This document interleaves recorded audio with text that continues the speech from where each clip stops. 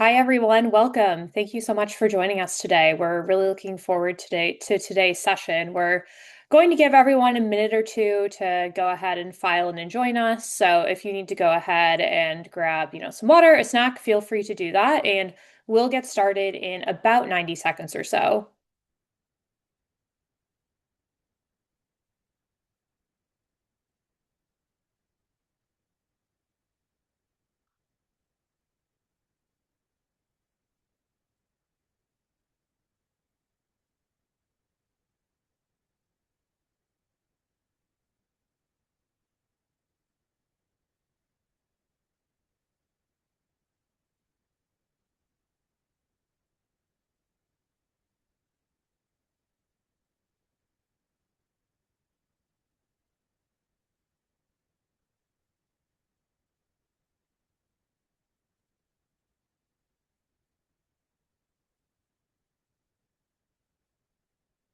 Okay, wonderful. I think we can go ahead and get started now. We have a great group joining us today, so very excited for this.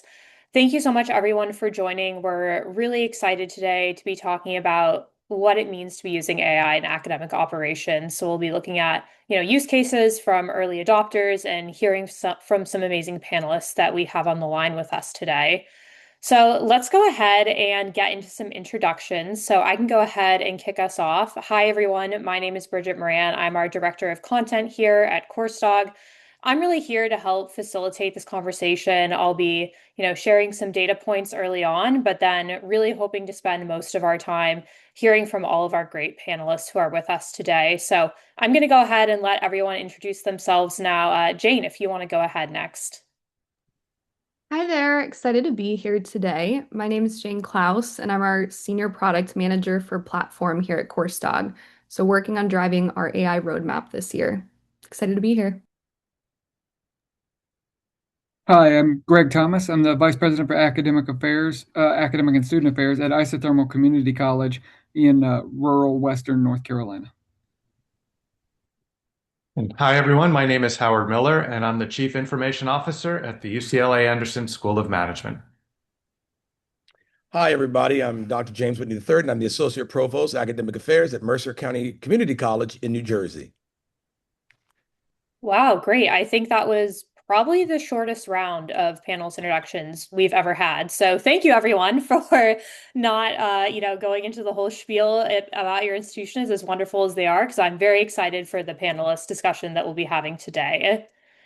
So let's go ahead and get into our agenda. So before we really get into it, I want to make sure I'm giving everyone kind of a roadmap of what we'll be talking about today. So, like I mentioned, we're going to spend a little bit of time looking at what the data tells us. So, we recently partnered with ACRO to really run a survey about how folks are using AI in academic operations. So, I think this will help really ground the discussion before we get into the panelist discussion, where we'll hear from Howard, James, and Greg about how they're approaching AI on their campuses. And then after that, Jane is going to jump in and she's going to share a little bit about how we're thinking about AI within academic operations and, what that really means for some of the platforms that you're working on. So she'll share what this looks like for some of those practical angles, such as, intelligent reporting, agents, building workflows, all of that great stuff. Of course, at the end, we're going to leave plenty of time for Q&A. So if you have any questions that come up during the discussion, feel free to drop that into that Q&A function that you'll see on the little control panel on your screen. I'll also note that we're going to do a few polls throughout today's session.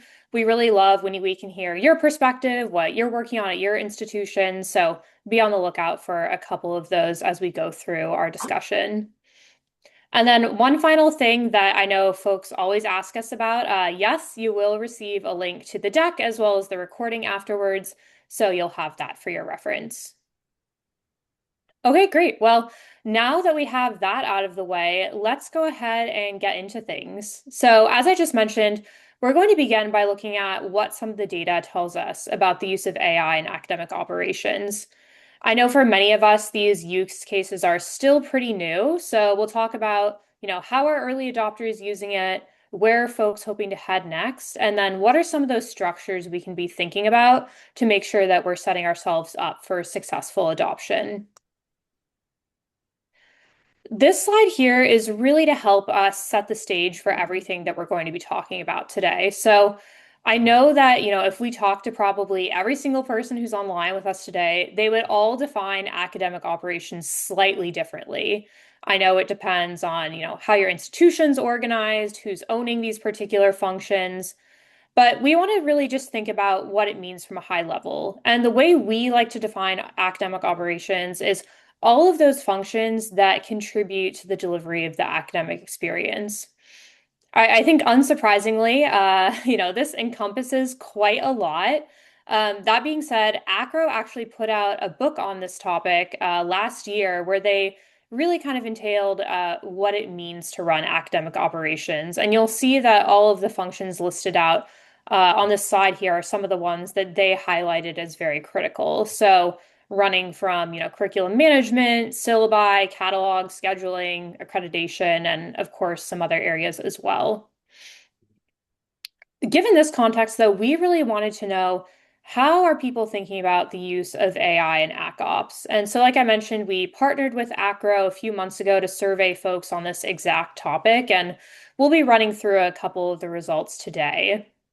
The survey heard from around 167 folks, and it was pretty interesting. So, to start off, we asked folks, do you think AI can be used effectively in academic operations? I think that's kind of an outstanding question, probably in most of the areas where we work on.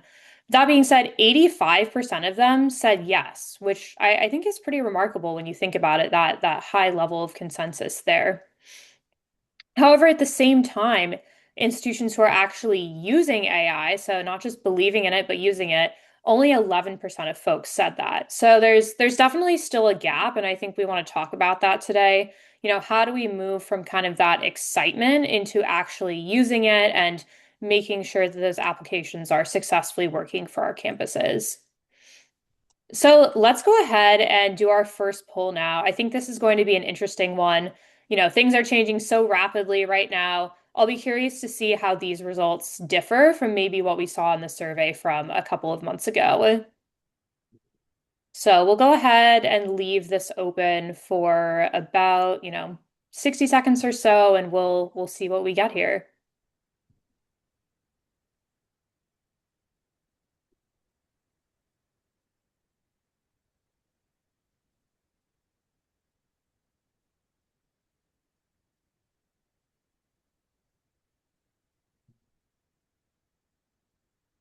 All right, we're seeing some great participation here. So you'll see the results here that just came up on the screen, and I think this is really promising. So we're seeing 23% of folks saying they're currently using AI. So that's, double the number we saw from a few months ago, which I think probably isn't surprising. I think, 2026, it seems, has really kind of been the year of just things exploding. I know I'm personally using AI a lot in my work, so I think this is really exciting. But that being said, it looks like we see a lot of folks who are still kind of in that implementation and exploration phase, which we'll talk about a bit more today.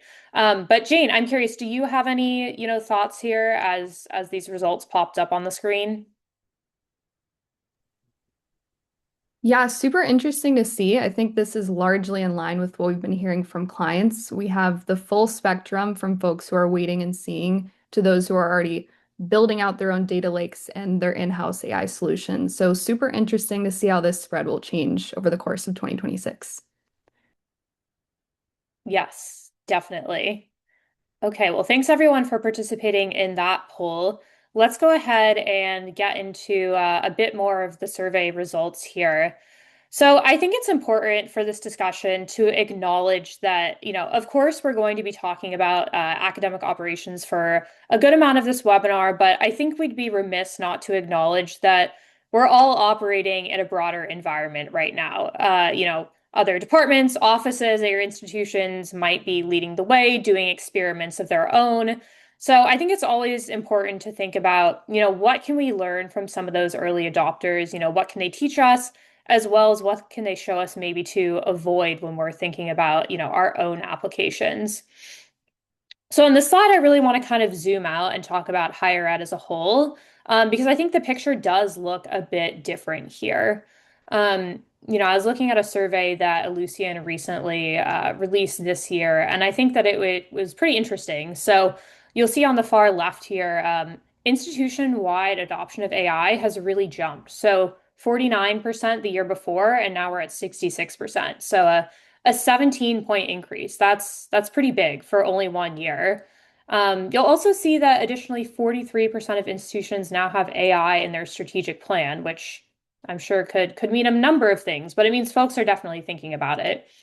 And then perhaps most importantly, on the right here, you'll see 88% expect their use of AI to keep growing over the next 2 years.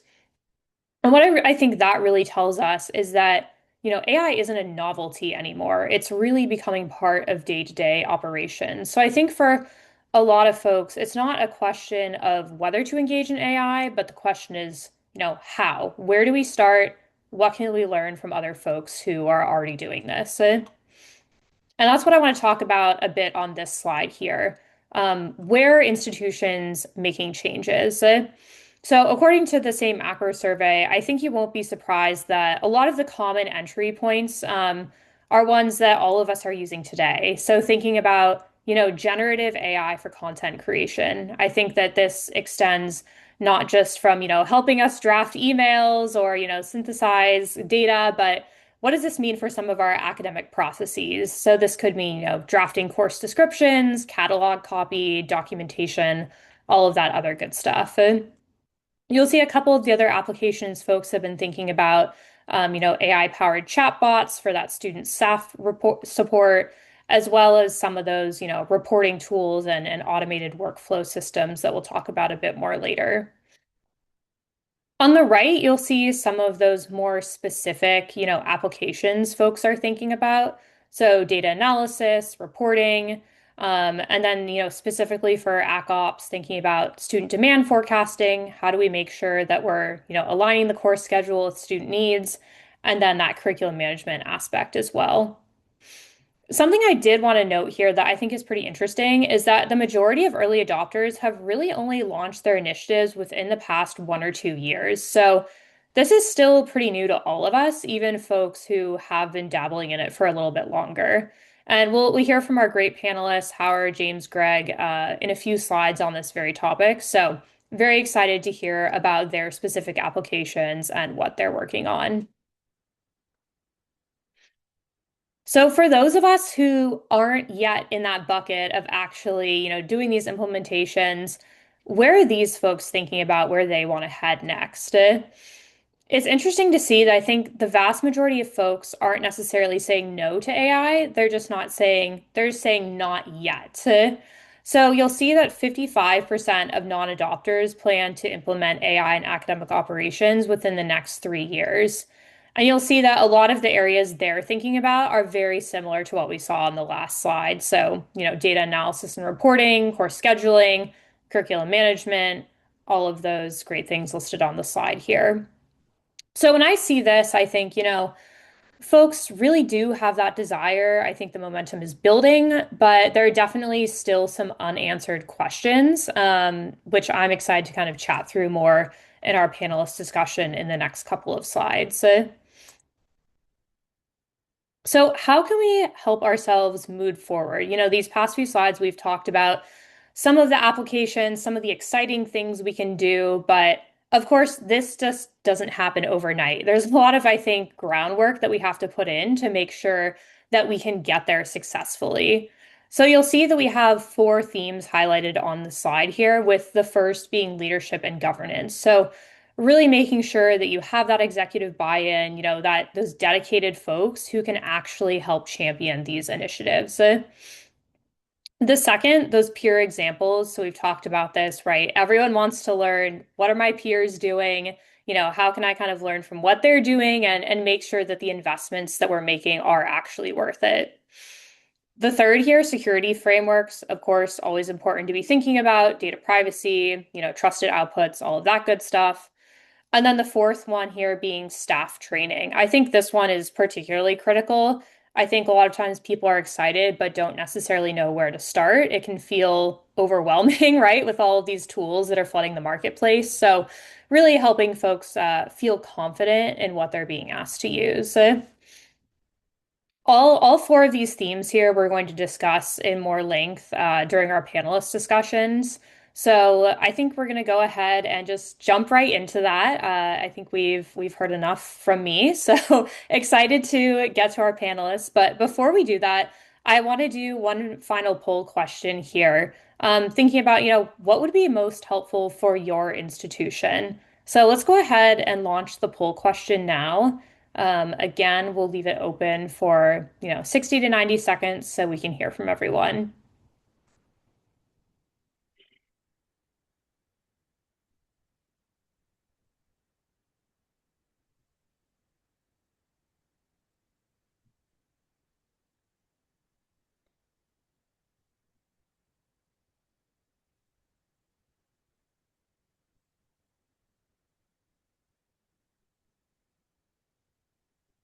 Okay, I'm loving these results that are coming in here. So it looks like we just shared them out here, and it looks like this is interesting. We forced everyone just to choose one answer here. I know we probably all would have loved to just select the entire list, but always love to know what folks are prioritizing here. And it looks like a couple ones rose to the top here. So yep, staff training. We just talked about that one. I think that's huge.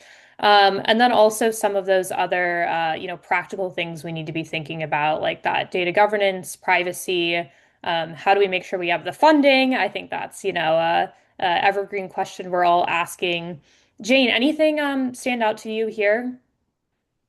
I think this is super interesting to look at these results, especially around governance and getting buy-in on campus. I heard an interesting quote the other day at a Provost conference that was about how AI isn't an adoption technology, but an arrival technology. So it's here, whether we like it or not. And I think this is what we're seeing on a lot of campuses is we're needing to get that executive buy-in and the governance and the policies and frameworks buttoned up for the AI technology that's already here. Absolutely. I think that's a really great framing there. So thank you everyone for sharing now. And now we're going to get to, in my opinion, the most exciting part of today's discussion, and that's hearing from our three wonderful panelists, James, Greg, and Howard, who we have on the line with us today.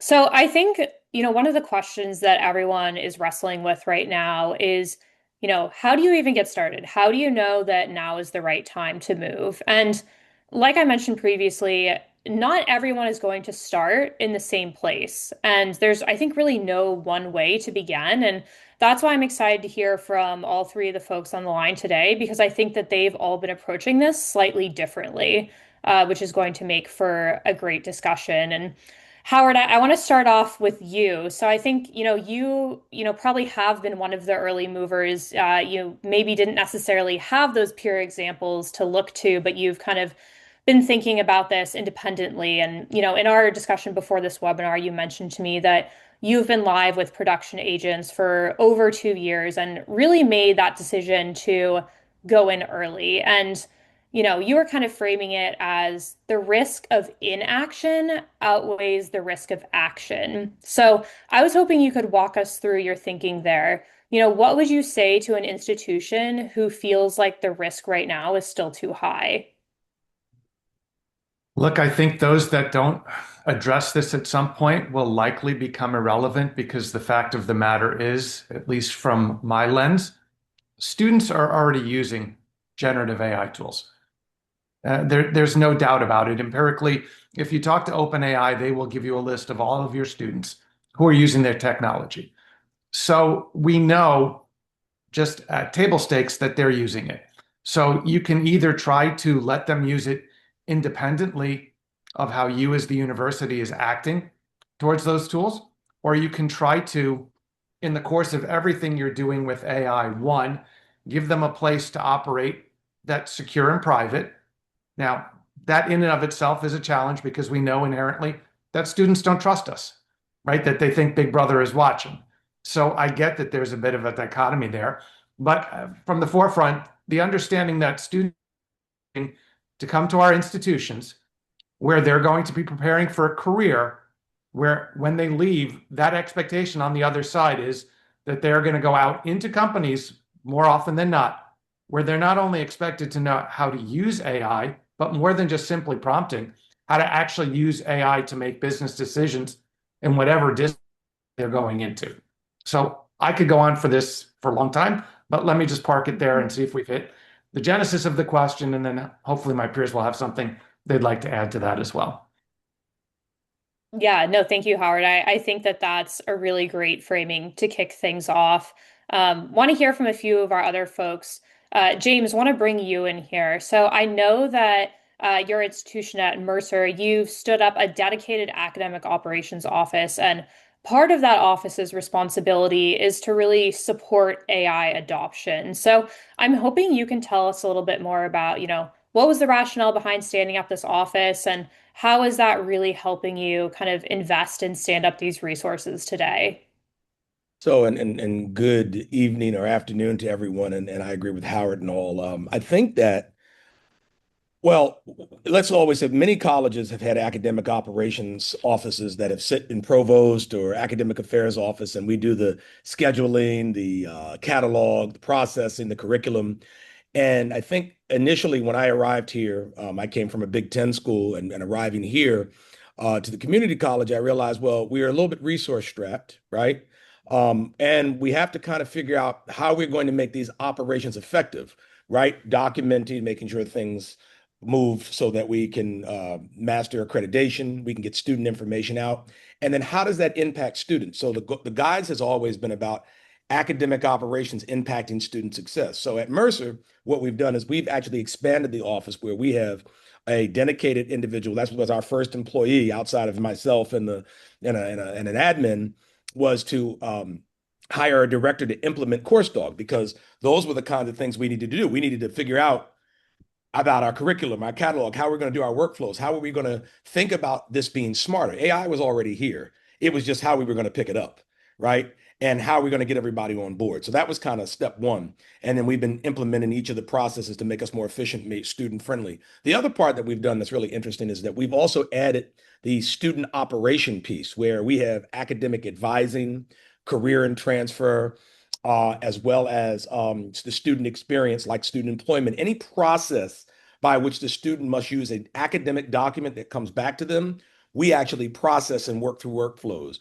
which all has AI built into the different parts. Some of the stuff that you already have, somehow we adopted it. It's just made us more efficient and more lean.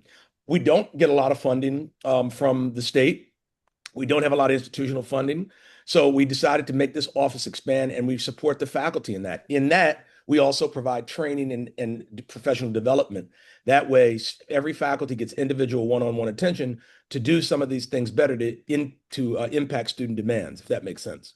So that's kind of how we adopted it, and we knew it was time because we don't want to get passed behind, and we don't want to get shut down because we're not picking up where the students are. And Yeah, absolutely. in our state, I don't know how many if you're familiar with New Jersey, we're right in the heart of a lot of right engines that are going with AI, even for our community college network, our research ones. So we have to kind of be ongoing and looking at that. Yes, thank you for that, James. And I love, I think, the really deliberate approach you're taking to kind of structuring, how you support that from an operational perspective, which I think is great. But like we were just talking about, I think every institution is kind of approaching this differently. Some are starting with operations and some are starting with, what does this mean in the classroom and for curriculum? And Greg, I know this is something, Isothermal Community College has been thinking about really intentionally, particularly how do we infuse AI in the curriculum in a way that is approachable? So rather than thinking about how can we do this for 60 different programs, how can we maybe organize around the, say, 7 career clusters that we have and be thoughtful about embedding AI in the curriculum? So Greg, can you tell us more about kind of the rationale for that decision and how this is kind of making it more approachable from a curriculum perspective? Sure thing. So, as both of the other panelists kind of pointed out in different ways, AI is here, and it's going to become a part of our regular life. And so we need to make sure that our students are prepared with the skills to use AI effectively in whatever field they go into. And as Dr. Whitney said, community colleges can be under-resourced at times. So as we think about how do we individualize that AI experience so that students are ready for whatever field they're going into, moving it into categories, into career clusters, allows us to look at what tools, AI specific tools, make sense for each of those clusters. So we have a healthcare cluster. We have an industry and skilled trades cluster. We have other clusters too, but the point is each one has a different set of AI tools that they're going to need to know to move into whatever field they're moving into. And those tools change every day, by the way. But in doing this, we can allow those students to all get AI, but get it from a perspective that means something to them because it's applicable to what they see is going to happen in the world. Another thing I would add to that just a little bit is every program has a math and an English class, right? A gateway class. And what's important is an AI can't be a part of a lesson just in a standalone class. Like I've taken my AI in construction class and it's done. It's how do we integrate AI into their English class and their math class so that they're learning how to use these tools to build their skills in the foundational areas that they need to move on into the workforce. Yes, I think that's great framing. Thank you so much for sharing that, Greg. I want to get on to our next topic now, and I'm excited for this one to actually hear about the specifics of what you all are implementing. I think this is always, sometimes the most exciting part of the discussion, what you've built, what's been changing on campus. So, James, I want to start with you. In our discussions, you've told me about how you're using AI to, for example, generate course summaries for the catalog. Can you tell us more about that work and specifically, how is that approach helping make information more accessible for students? So I think what it does is it helps the faculty, right? And this is the Coursedog catalog product. I think it also helps the faculty think about how we talk about things in a student-friendly way. I think, at the end of the day, we still have to do the business of enrolling students. Enrollment across the country has been down, and we've seen peaks and rises. But I think that the more effective we can be in an institution in making our courses robust, the curriculum is the bread and butter of what we do. We're able to say that. So obviously we know that the state and curriculum, we have our long outlines and syllabi, but I think the course summaries, which this tool has been really good, has been given us some really strategic ways how to say what we need to say, but say it in a language that students are going to respond to and think about the course, as well as others in our marketing and publication in our community. So what we've been doing is we've been using that feature as a way to inform the conversation around what we're actually putting out. And that's what I want to say about AI. It doesn't mean we actually take things word for word or we use it or it does it for us. What it does is it informs the conversation. Oh, I didn't think about it like that, or I didn't think about that the way to say that, or this sounds better. Let me use this in the catalog, which is the public facing document that gives a real good synopsis of the course that says, hey, when I look at this course, I want to take one at Mercer, whether I'm in the community or whether I'm on campus, a continuing student or a new student. So it's really, really been helpful from a marketing point of view that we don't have to spend 3 full-time people and 5 or 6 English professors in the classroom. That's what I'm thinking of, figuring out how are we going to all figure out how to make this say what it needs to say and get out. And then when we're done, go through the process of actually editing and publicize it, knowing that human error will make some mistakes. A lot of manpower has been put into these catalogs and systems that the AI summaries have really helped us kind of eliminate. Yes, absolutely. I love that example. And I think it's so great too because, it doesn't just extend, like you said, James, to those internal processes, but, how are we marketing this? How are students perceiving our institution? So I really love that example. And one other thing that you should really keep in mind too, since we have many of the systems that we're using in Coursedog, we're also able to generate that information across platforms. So we can take what we've got in the catalog, who's viewing, he's looking, with our own existing systems that we have in our web and our IT departments. How are we engaging folks? What are they looking at? What are people saying and responding? That's the one great thing about these platforms, that you can get real data in real time, and we don't always have to make an IR request to get it. Yeah, that's something we can all relate to. Howard, I would love to hear from you now. Yes, I ma'am. think one of the, great applications for AI is thinking about, we have all this data. How can we actually, effectively search it and query it for the right information we're looking for? So I know you've been doing some work here, specifically when thinking about syllabi, and you've built an agent really to help kind of go through all of the syllabi created at UCLA Anderson. So can you walk us through this a little bit? And specifically, why was this the right use case to start with? And how's this landing with faculty? Yeah, it's actually a fun use case. And if you look again at the genesis of this, which was 2 years ago, and you look at some of the conversation that we had early on around data governance, around clean data, around use cases, this one was quick time to value. This was one in where we had, it's now 5 years of course history, but the agent itself is only 5 years of Anderson course history. So if you want to use that with the AI, it's not going to hallucinate. It's a clean data set. Well, it's less likely to hallucinate. We'll give AI some credit here, but it's only our data. It's clean, it's robust, and it's a agent here that actually serves faculty, staff, and students. So from the student lens, they can actually use it to help craft their schedule. A lot of times, and at Anderson, we do course bidding. We have another tool called Course Match that allows students to bid for the classes they want to get. They want to know potentially who the instructor of that class was, or they don't want to take classes on Monday and Friday. They want to take it Tuesday, Wednesday, Thursday. So they can go back through that course syllabi history and say, okay, who were these faculty members? How many credits were they? What days were they taught? What hours do they meet? For staff, again, staff goes in, and similarly, program staff will look at putting together the schedule overall. And when do classes historically meet, days, time? So again, having that all available within one agent, as opposed to having to sort through hundreds of files that created this file library on which the agent would based, is a time savings. For faculty, a new faculty vice chair come in and ask, do we know how many of our classes have an attendance policy?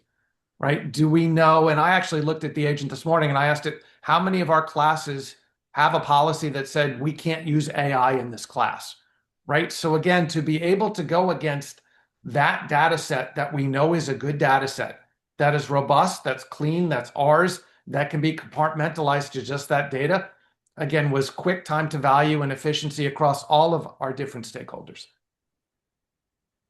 Yes, I love that so much. Thank you for sharing that.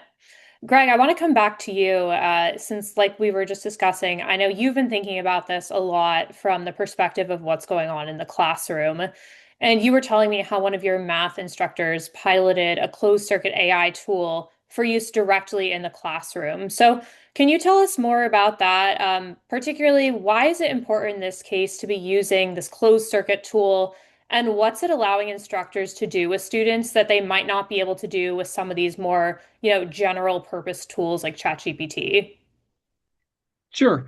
So, yeah, we had a math instructor who piloted this in his different levels of math classes. And basically, kind of like Mr. Miller was saying, it's a system where the only thing that's in it is what our math instructor put in it. And so he's putting in the lesson plans, he's putting in the textbook, he's putting in the materials and lectures that he's got recorded, and it's learning from those. And so then when a student is in the class, we know they're going to go use it, right? They're going to use AI to work on their math work. But if they're learning from something that is hallucinating, or even that is getting it right but not showing them how to do it, it's not helping them. So this tool, he encourages them, yeah, you use the AI agent to work on your homework. Ask it how to answer the question, and it'll give you the answer. And you can use that answer on your homework, but it's going to show you the steps it went through to get the answer before you get it.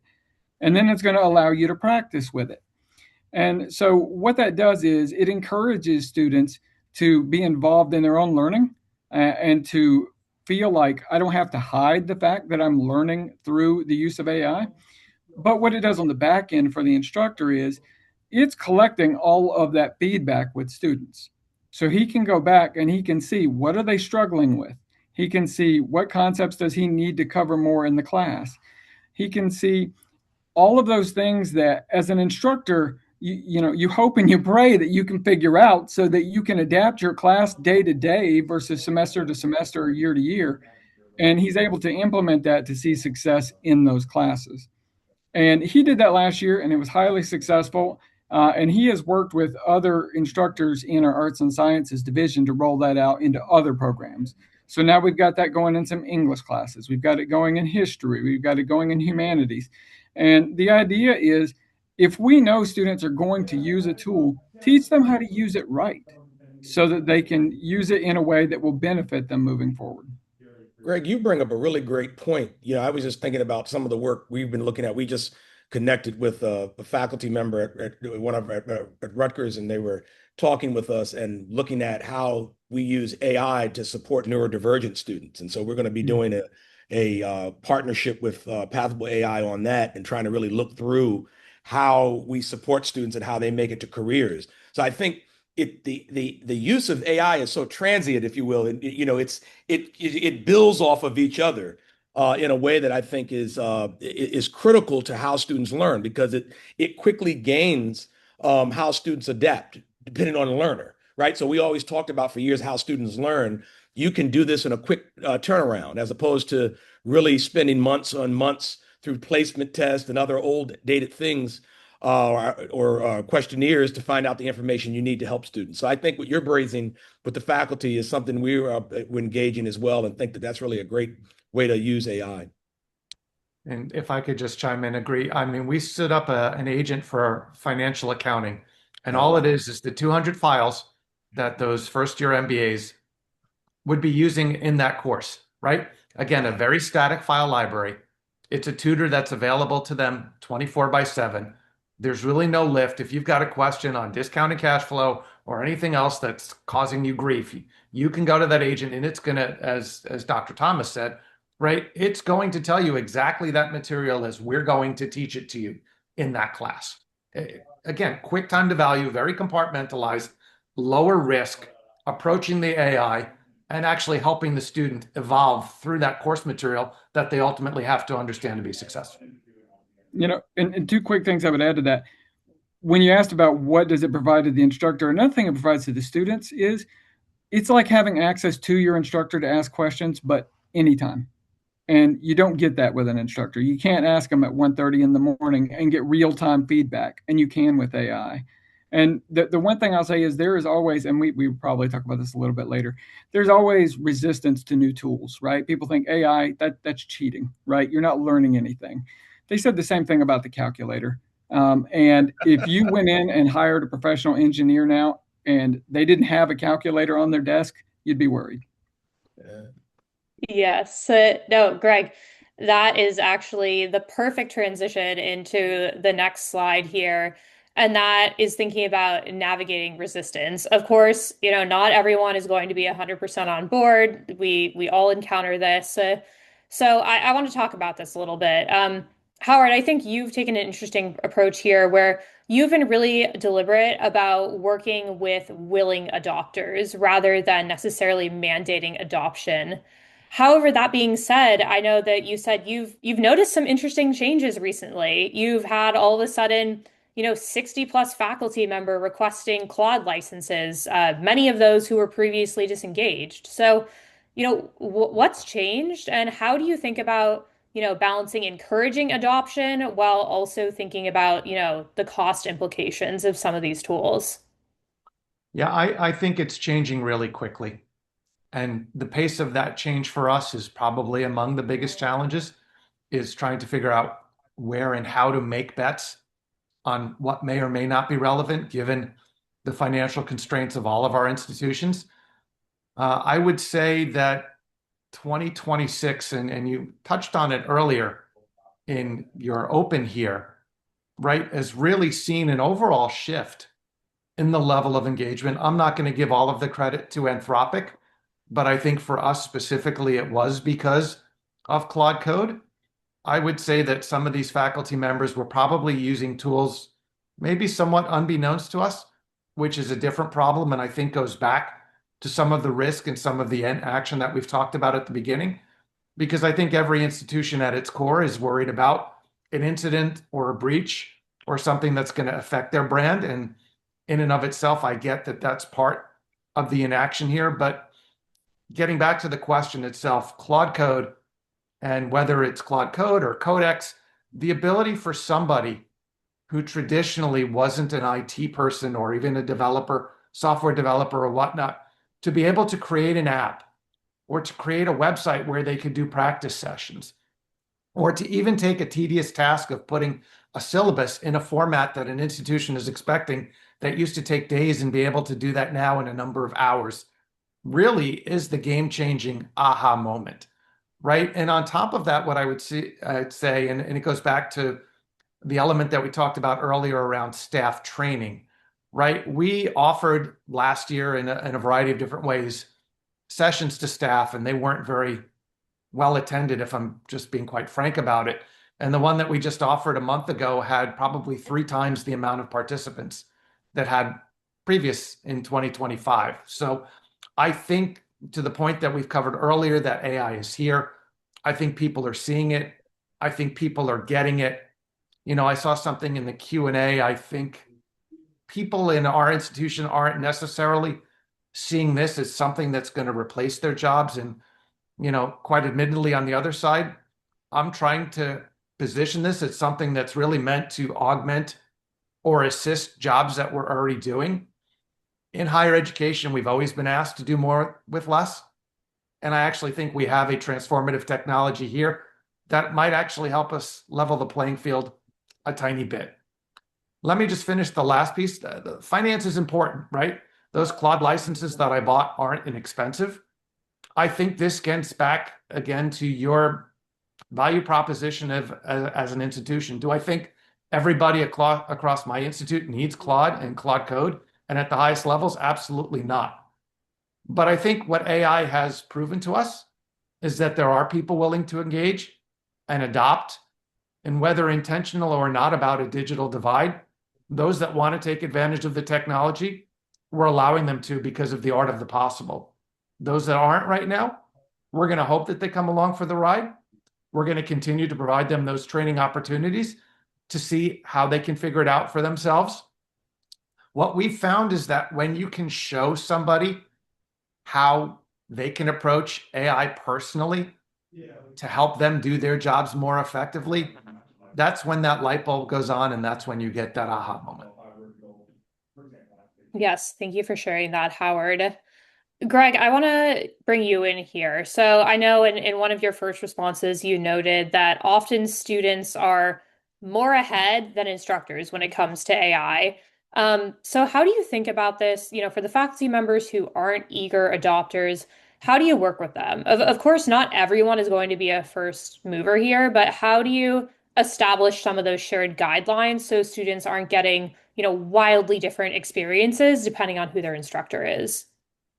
I think when you have an instructor who comes to you and they're reluctant to let their students use AI, the first thing you have to do is just hear them out and acknowledge their feelings and what they're feeling.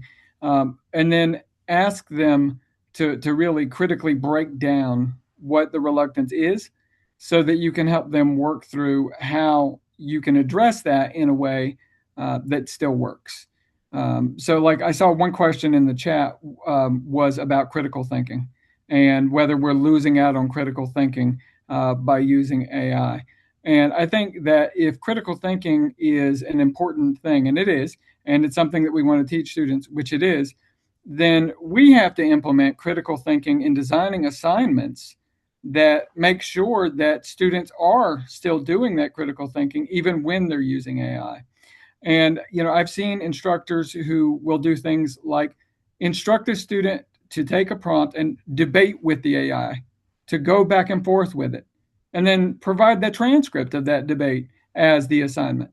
So I think there are ways to implement it into, And I think that realistically, we have to understand that when a faculty member is against anything, they're always or almost always against it because they don't believe it provides the best outcome for the student.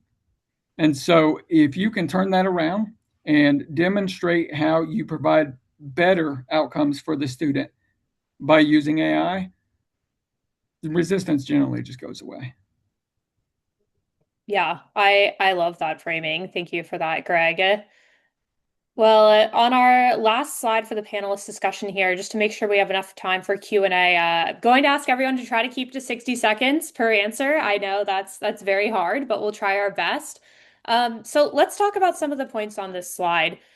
James, I know you've talked about how AI has the potential to be an equalizer for some of our first generation low income students, particularly for those who are, maybe coming in with gaps. So can you tell us more about that framing and why you think it's important for institutions and particularly community colleges to be thinking about this application? Well, it's emerging technology, it's emerging software, it's emerging platforms that first generation low income students historically have not had access to, right? We saw how much they've struggled with math and English to begin with. So I think that this is yet another tool, and that's the way I look at it, another tool that helps to meet students where they are. And when you talk about educational equity, that's about meeting students where they are. And so I use it in training. I have our staff do it. Our students actually have days dedicated to it. We're trying to look at it in our first year development classes of how we think about AI. And every time we intersect, whether it's through a consequence of academic integrity or a concept around something, we're having discussions so that we can help use it better and have students who historically have not been able to use it. But it'll be a driver. Just like I talked about students who are neurodivergent, it can help them understand jobs and careers and how they think. And so we're going to continue to see this with students who historically have not had access to technology or the use of technology. So we're using it, and I think it's a really a great tool of meeting students where they're at. I think my colleague said you have a professor with you or someone helping you 24 hours, and if you have to think about it, if you're first generation, you might not have had the proper schooling in K-12 education, and so you have to play catch up. This AI can be a kind of piggyback to help you do that. Yes, I think that's great framing. And something else I wanted to touch on here is, I think everyone right now is grappling with what it means to prepare students for the workforce in terms of AI. And this applies to every single institution. However, Howard, I imagine that at UCLA Anderson, there's a particular kind of pressure there. A lot of your students are probably preparing to go work at some of these companies who are really leading the AI charge. So I would love to know, why is it important for UCLA Anderson to be embracing this ethos of AI across the entire institution and not just within the classroom?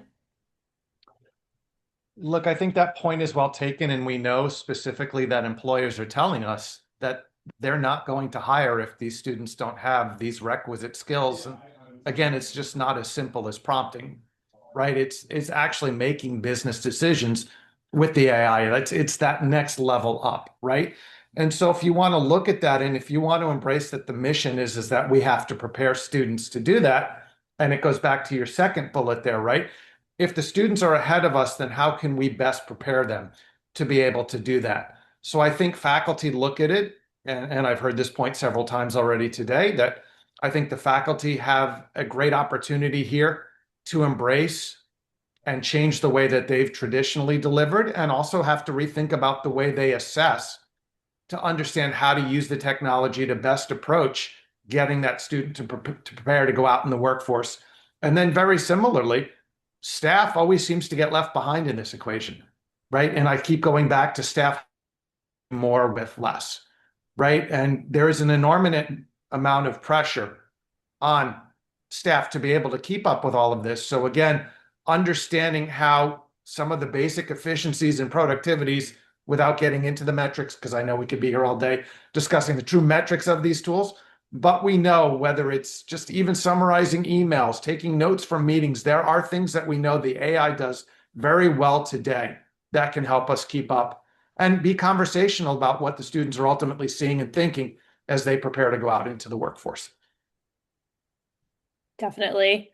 And Greg, would love to toss a similar question over to you. What urgencies are you seeing at your institution, particularly, as a community college that's serving a more rural audience?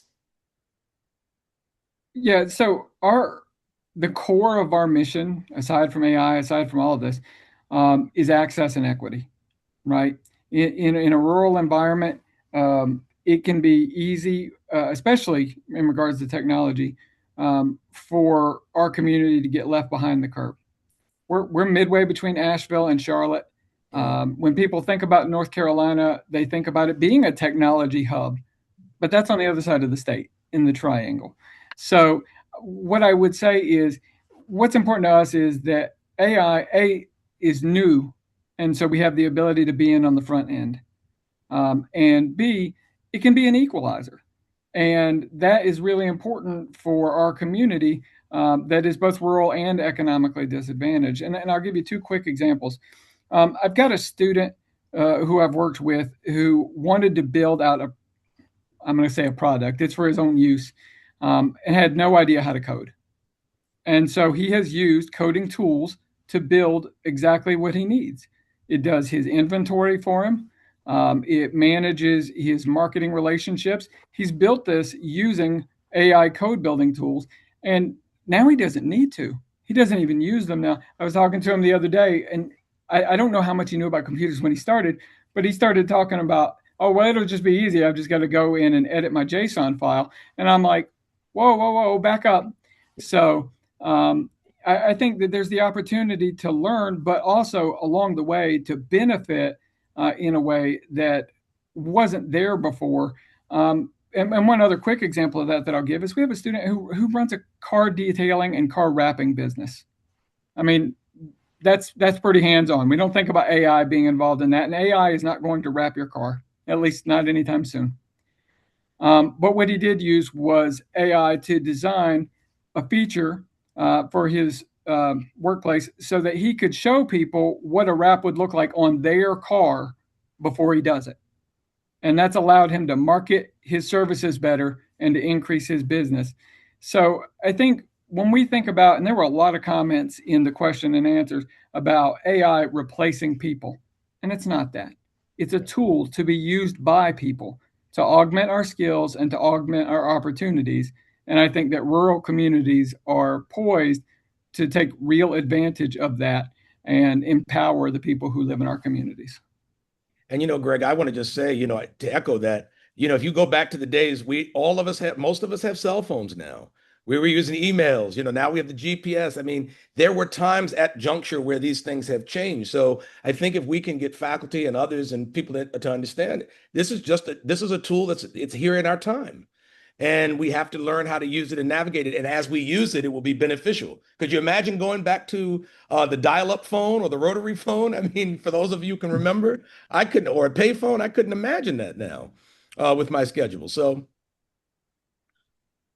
Yes, no, all great points around, and thank you so much, Howard, Greg, that's James, okay.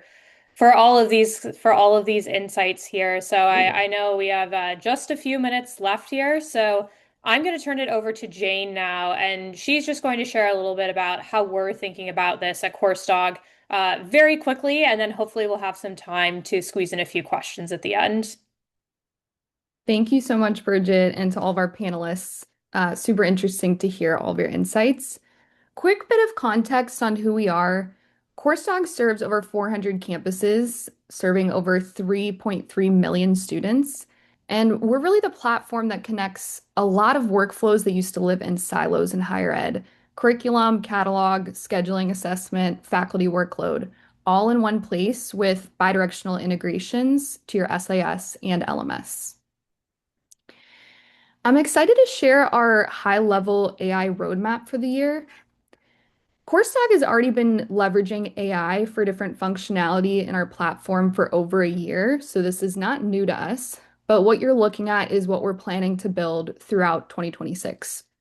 These are the core capabilities we have planned, each one building on the last. So the first piece is intelligent reporting, enabling campuses to see their data clearly across the entire ACOP cycle. Then we'll be introducing advanced workflows and AI agents, enabling teams to act on those insights automatically. And then finally, Ask Cassie, our conversational AI agent, will serve as the orchestrator for all of these different tools. So let's dive into each of these a little bit more. So as I mentioned, intelligent reporting is our first big capability we're launching this year, and it's actually live as of today. The problem we were hearing from clients is that ACOPS data lives everywhere. So you might have to pull a report from your SIS, another one from your scheduling tool, maybe you're incorporating catalog data, and by the time you pull everything together, you've really lost that moment to act. So intelligent reporting is built around the idea that your data should work across the entire ACOPS cycle, not just within a single area. And today we're launching this with flexible drag and drop dashboards that surface insights from every part of that cycle. And down the line, your team will actually just be able to ask about their data in plain English, the same way you'd ask a colleague a question. As I mentioned, coming in Q3, we're going to be launching advanced workflows and agents. Advanced workflows will allow your team to design drag and drop automations with rules, triggers, and human in the loop steps. So you can use those workflows to tie together your assessment, curriculum, and scheduling processes. And then AI agents are able to independently execute predefined tasks on your behalf, suggesting changes to the schedule, suggesting changes to your degree maps, enforcing policy requirements and curriculum. And critically, we're designing all of this around having a human in the loop. Our principle is that AI provides great suggestions, but then the humans really make the decision. And then finally, Ask Cassie is coming in Q4.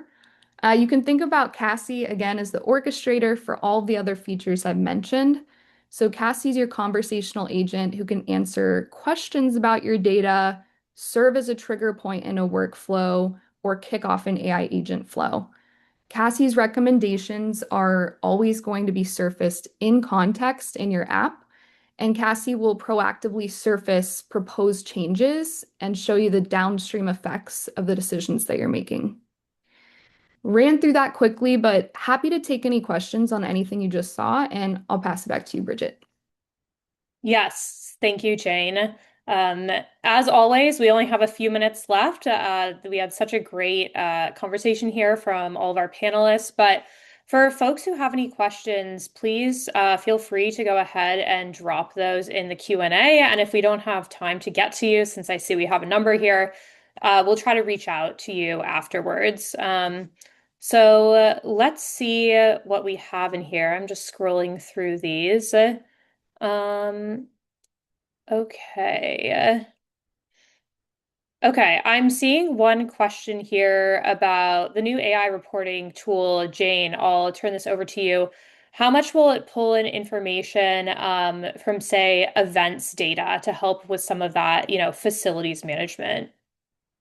Oh, great question. So events data is absolutely included, especially information that helps you make decisions on room and time optimization.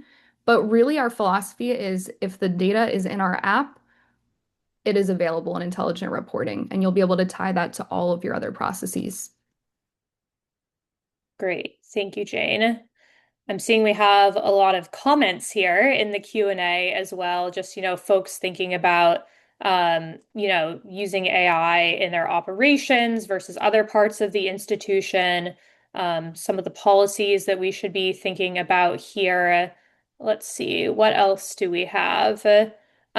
We have a question that just came in here about what does a bi-directional integration with Workday Student look like? And how should we be thinking about some of the security roles for data access there? Jane, can you go ahead and take that one? Yeah, absolutely. I'll try to keep it high level, but yeah, we integrate fully bidirectionally with Workday Student. So courses, sections, terms, rooms, any relevant data to Coursedog, we are able to both pull and push.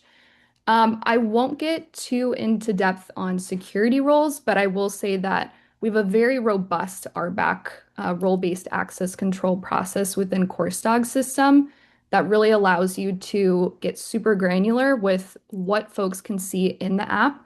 And often this is a reason why people use Coursedog as the source of truth rather than sending folks into Workday Student Direct. Definitely.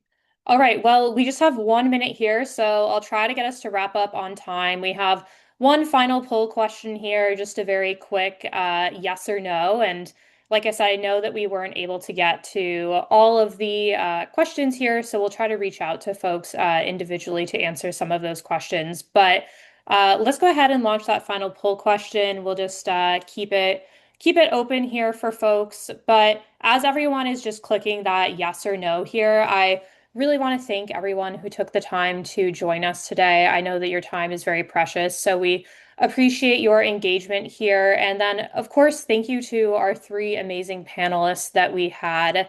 So, Greg Thomas from Isothermal Community College, James Whitney III from Mercer County Community College, and Howard Miller, excuse me, from UCLA Anderson School of Management. So thank you all so much.